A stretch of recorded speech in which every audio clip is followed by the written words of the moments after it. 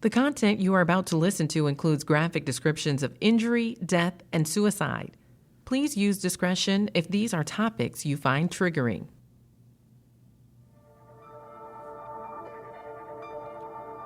Previously on What Happened to Ralph Bell.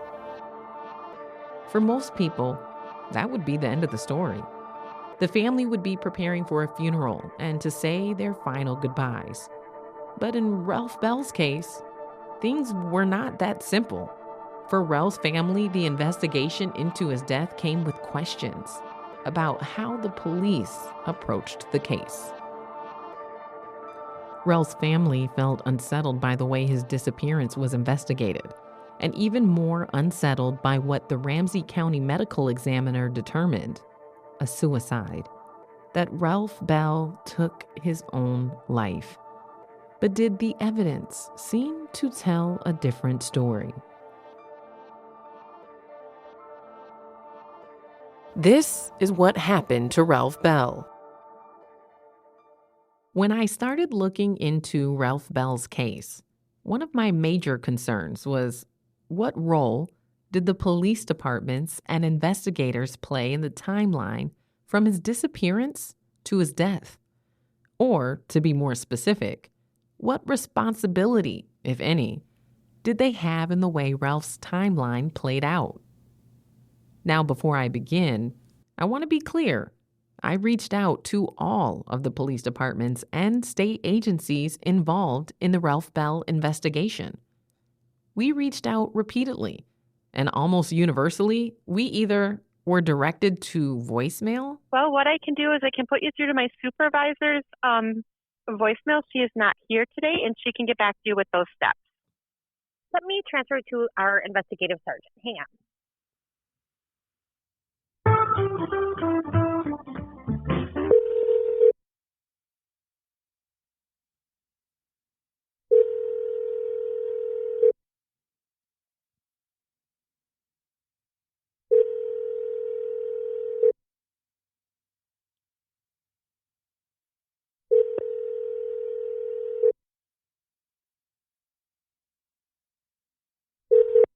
Hello, you reached the voicemail of Detective Sergeant. I'll put you through our head of detective. So just a moment, please. Thank you.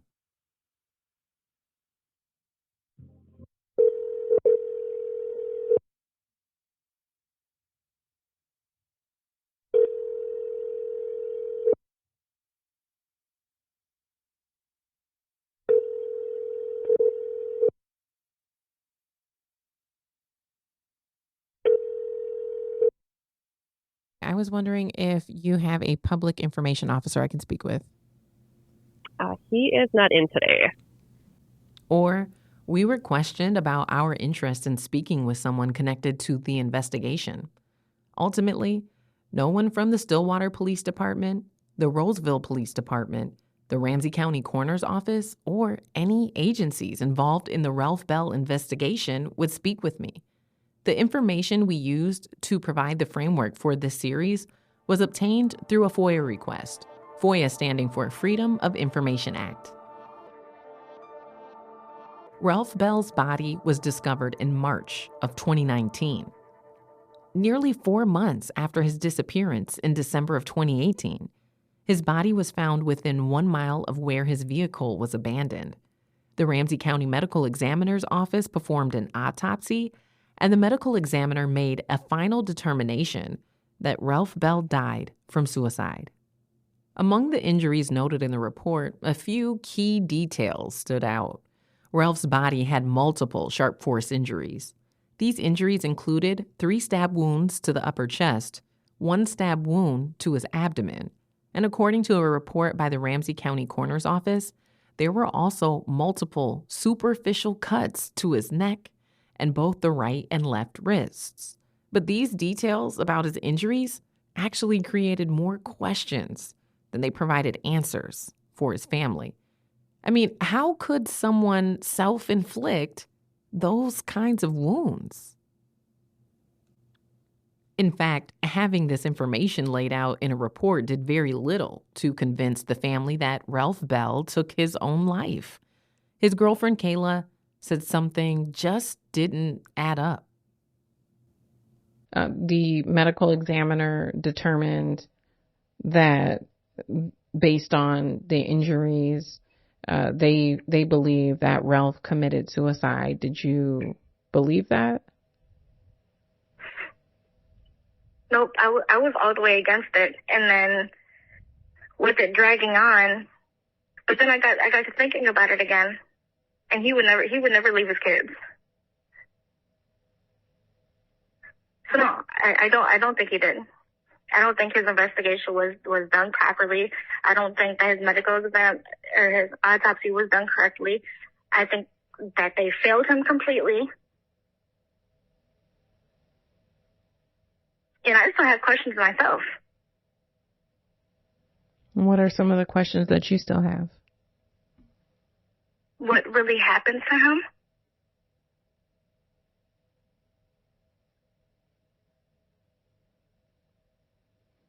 What are the pieces that make you skeptical that he actually committed suicide? For one, I knew out of everybody how much he loves your children and his family, and I know he wouldn't. Secondly, the way that it's described, with the knife being back in his pocket, the way his body was found, his stuff was scattered at the top of the hill.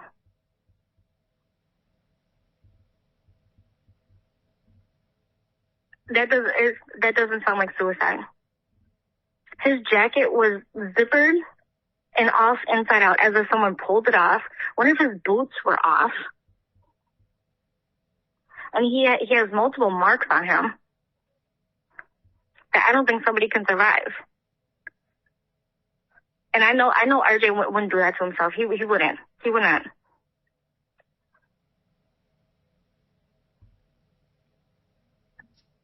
From the very beginning, Ralph's mother stated that the police didn't take her concerns seriously, and they only began their investigation days after Christmas because of her persistence. And then can you give us just kind of like a timeline of what happened after the missing report went in, his vehicle was taken to the impound? Did police start investigating? Was there any efforts to search for him? What happened after that? No, they never did a search. I literally went to Stillwater Police that Thursday morning, and I filed a missing person because they had told the girlfriend that he wasn't even missing 24 hours, so they couldn't file a missing person. So I went that following Thursday morning and filed, and officers, and they was just standing there looking at me like, why are you filing missing person on this adult, person? And I was like, but the situation of him being missing it's not right.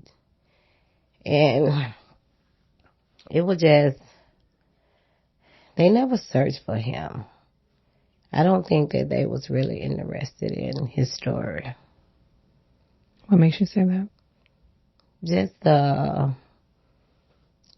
what the vibe that I was getting from them. And when I was talking to them, they was looking at me like I was just some random person, I guess. And so you say you came in on a Thursday. How many days after the 20th was that? Do you know?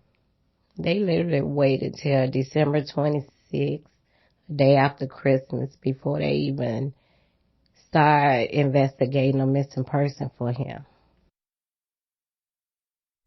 Camera recording started. On December 26, Stillwater police investigator Danielle Young arrived at Kayla and Ralph's apartment building.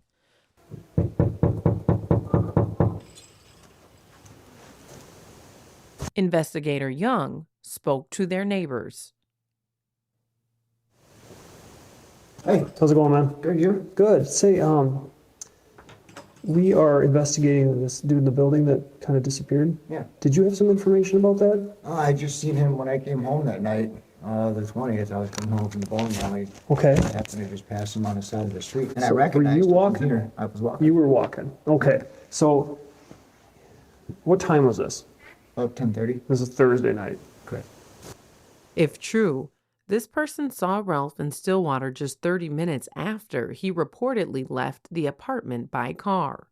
So you went bowling and I you worked at the bowling alley. So you got off work at what time? About 10:30. 10:30. So you were walking west on 60th to Greeley and he was traveling Yeah, towards the SA? direction. Yeah, And how do you know it was him? because I've seen him here before.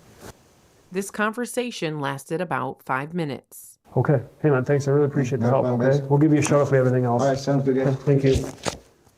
While in the building, investigator Young spent about 20 minutes at Kayla and Ralph's apartment and has Kayla go over what happened the last time she saw Ralph. All right. So he takes off then about 10 o'clock after this pretty minor argument. Yeah. And it's just the two of you in here. And Isabella didn't witness or did Isabella witness any sort of argument between the two of you? No. No? No, because we were fine. We were sitting on the couch. She was coloring with the girls. He was rubbing my stomach. You know, we were sitting together. Yep. We were fine. We talked on the phone earlier. You said there's no mental illness, no bouts of depression. He might have been feeling down and stressed because his dad didn't even come up for his sister's wedding. So When was the wedding? November 10th. Okay. So I know he's had a lot of hard feeling towards his dad, and you know, him seeing my dad help us so much. You know, we talk about it, and he tells me everything. He's just like, God, I wish my dad was like that. I wish Sure. my dad called to check on his grandkids. What was going through your mind during those 6 days? A lot, because I was wondering, you know, if you file a person missing, you know, they supposed to be on top of looking for that person, whether that person was missing voluntarily or not. And that wasn't the case. The standard procedure for filing a missing persons report in the state of Minnesota contains specific instructions that may not have been addressed at the start of Ralph Bell's investigation. According to Statute 299C.53, some of the factors to be legally considered a missing person in Minnesota include: a law enforcement agency shall accept without delay any report of a missing person. The law enforcement agency shall not refuse to accept a missing person report on the basis that the missing person is an adult, the circumstances do not indicate foul play, or that the circumstances suggest the disappearance may be voluntary.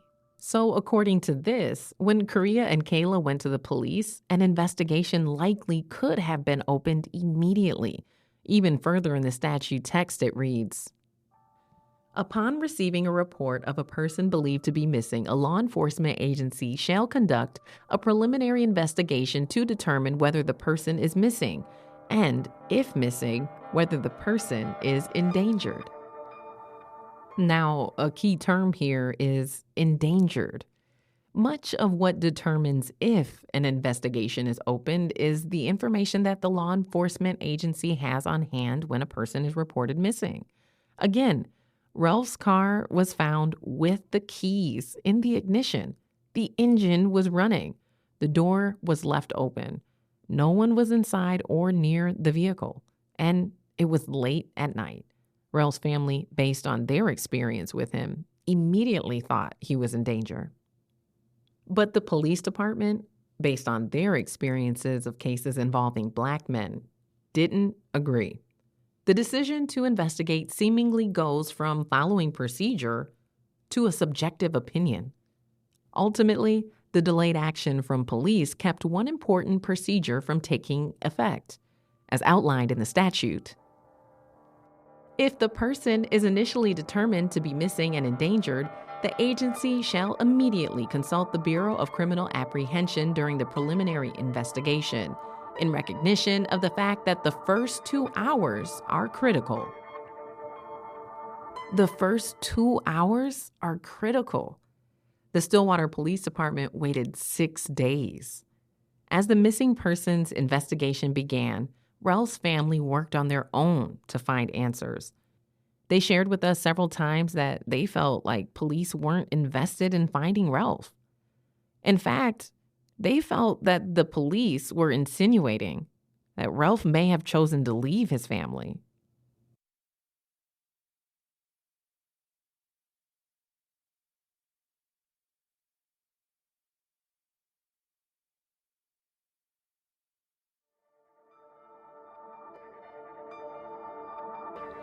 You're listening to What Happened to Ralph Bell.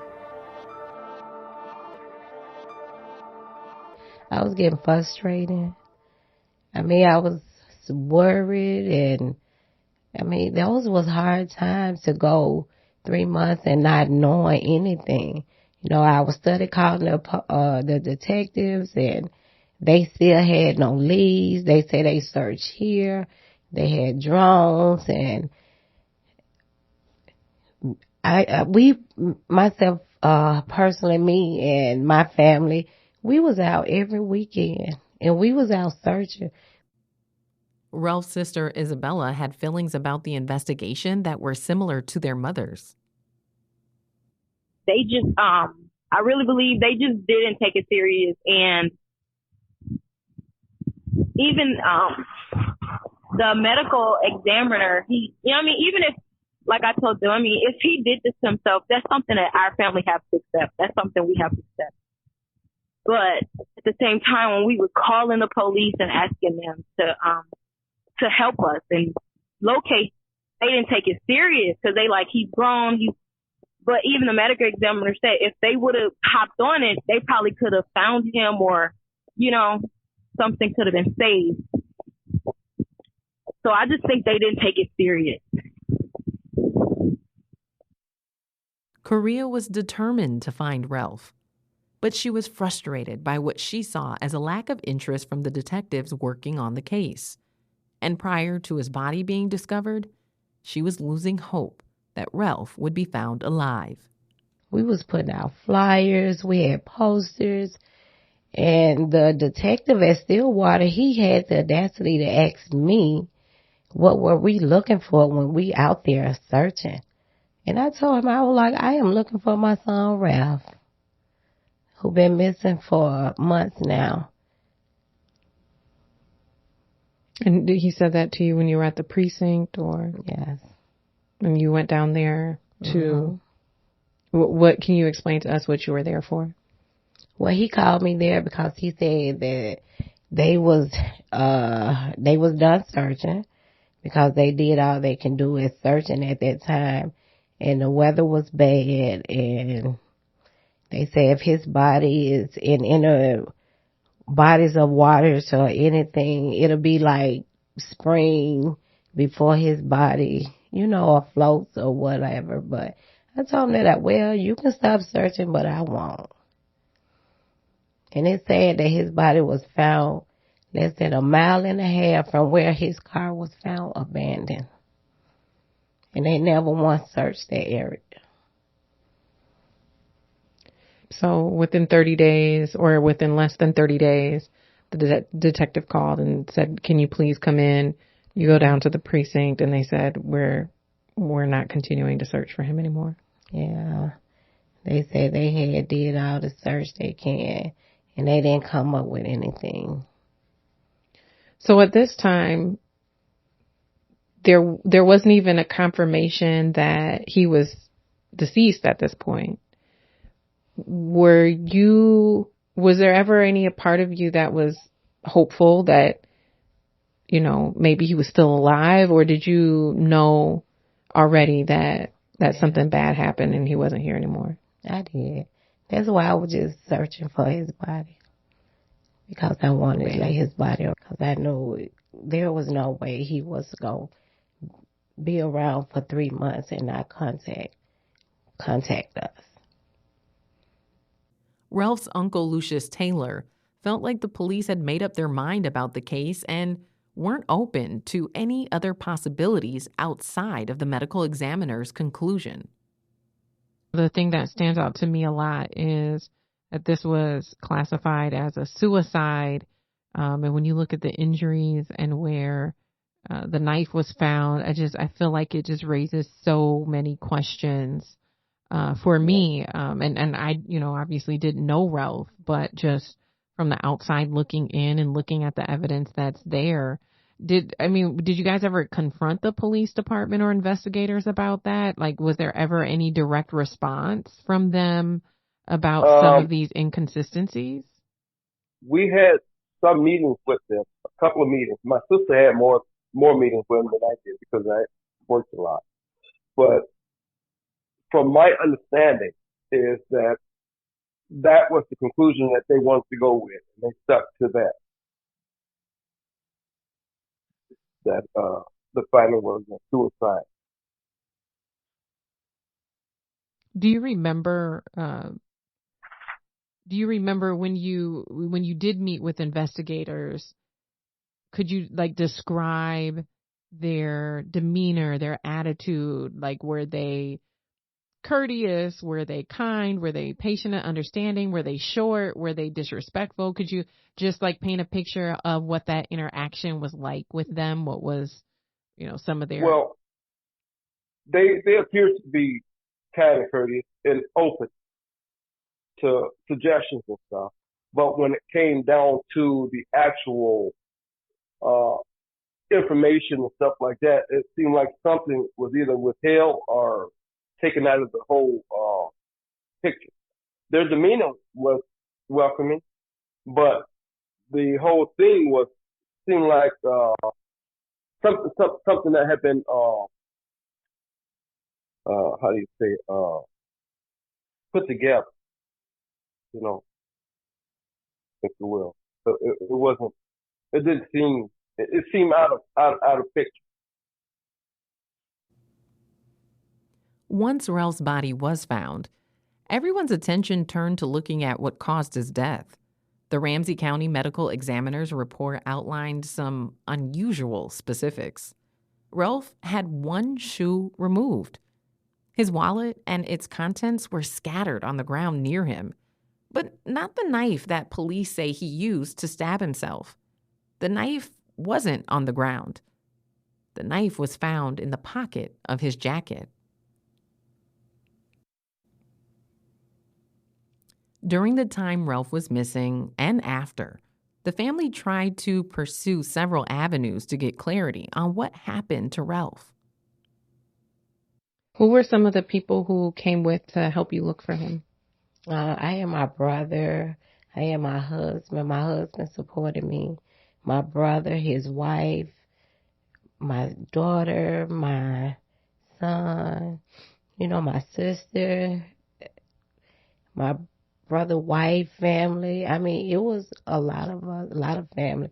We had volunteers, people that heard his story. They was coming out and sharing their time with helping us search, and it was a lot of volunteers and a lot of people that showed us a lot of love at that time. At this point in the story, our search for answers takes a little bit of a turn. It began when Korea told us about the investigator she was connecting with to get a second opinion about the case. She mentioned that he was located in Philadelphia. And then the following happened. Apologies for the muffled audio. This part of our conversation involved a producer who was talking off mic. Have you ever had a medical opinion, an independent medical opinion about the injuries he had? No, but I've been trying to work with the medical examiner in Philadelphia, I think. Trying to get him to go through his autopsy report again and maybe see if they saying something that actually is not, right? Because I don't know actually anything about medical reports. So I'm just going off of what they telling me, and for what I see, and then I can ask them questions. And how did you get connected with the medical examiner in Philadelphia? I had called, and then I know this young lady, she lived there. She had been following Ralph's story too. So I have a lot of people that have been trying to help me get through this. Do you know the medical examiner's name? He have a weird name, so I really can't see it right off, but Okay. Is it Cyril Wecht? I'm sorry, is it Cyril Wecht? I think that is him. Yes. Cyril Wecht. Yes. Okay. Do you think maybe he would be willing to talk to us? I hope he would. The name we mentioned was Dr. Cyril Wecht. Dr. Wecht is a forensic pathologist, attorney, and medical legal consultant. He's a professor at both the University of Pittsburgh and Duquesne University School of Law. He's provided expertise in multiple high-profile court cases. He also provided expert commentary on the O.J. Simpson case and JonBenet Ramsey case. We left our interview with Korea and decided to reach out to Dr. Wecht to see if he had any insight on the case. A few weeks later, we reached his office to make a request, and surprisingly, he called us back almost immediately. This is when we discovered that Dr. Wecht had no knowledge nor any involvement with Ralph Bell's case. We'll come back to that in a moment. What we did discover later, thanks to Ralph's uncle Lucius, is the person Korea was referring to earlier was a producer for the Dr. Phil show. And so what did your family try to do after that, once you found out the facts, the evidence of what happened to him, once you realized where his injuries were and the determination that was made by investigators? What did your family do after that? Well, we tried. Well, my sister tried contacting Dr. Phil show because they have phenomenal results and getting questions answered. And she felt that was the way to go, the route to go, and I supported her on that. And the local authorities here shut all that down because they reopened the case up and didn't want to release any more information. And did you say that was the Dr. Phil show, the TV show? Yeah. Oh, yeah. Okay. Do you know, did he ever get back to you guys at all? Did he ever say that he was going to look into it?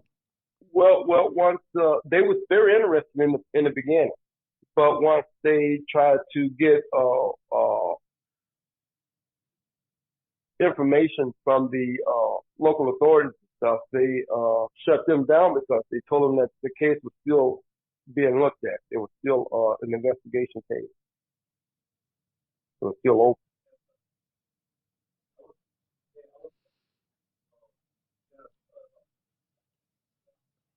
Was the case open at the time when he was looking into it? No, it had closed it. And then when Dr. Phil, producers or whatever, tried contacting them, then that's when they decided to reopen the case. They announced that they reopened the case again. Do you remember when that was? I can't remember exactly when, but it was in the early part of 2001. I mean 2021. I'll admit, this felt significant. A forensic expert could surely see the evidence with more clarity than a journalist like myself or even the average person. I wanted to help the family get answers, and this felt like it could lead to a breakthrough that would help the family get justice for Ralph. A little over an hour later, Dr. Wecht called us back. He looked through all the files we sent. His answer? Well, that was a surprise I did not expect. This has been a Georgia Fort and Black Press production, hosted by myself, Georgia Fort, production support provided by Matriarch Digital Media, produced by Twyla Dang, and edited by Zara Abdilal. To learn more about Black Press, head to our website at blackpress.llc. That's BLCK press.llc.